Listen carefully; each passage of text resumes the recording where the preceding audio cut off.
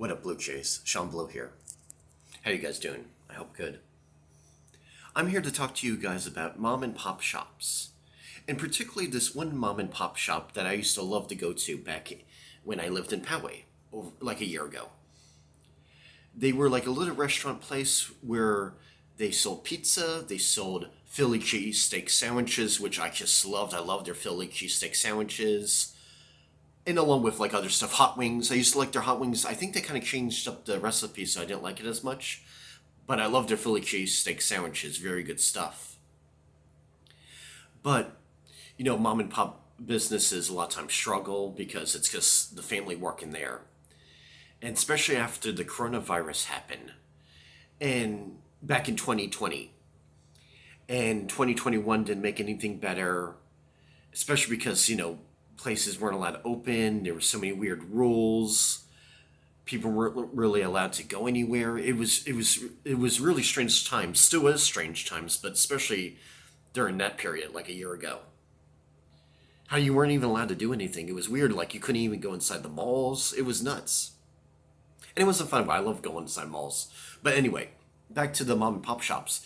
The guy that worked there, he kind of reminded me of kind of like Artie from The Sopranos. He's just like this hardworking guy who, it's just running his like little mom and pop restaurant. Like Artie has like a nice restaurant in The Sopranos, where this place, it's kind of like this like little pizza shop.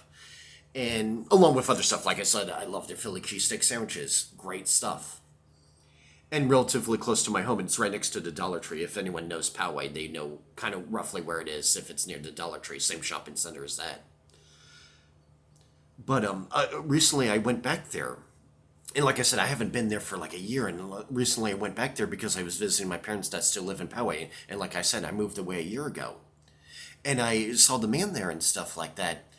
And the prices went up a little bit. Not overly high, but they went up a little high because, times are hurting.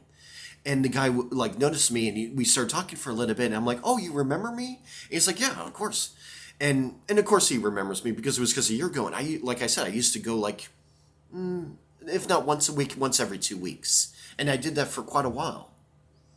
And we were just talking about this and that, and he's like, "Yeah, where have you been like the past year?" Because, he kind of relies on, well, Poway's not like a tourist place, so he kind of relies on the locals to help keep his business going. And he said, like, "Where were you like the past year?" Because, yeah, times were tough.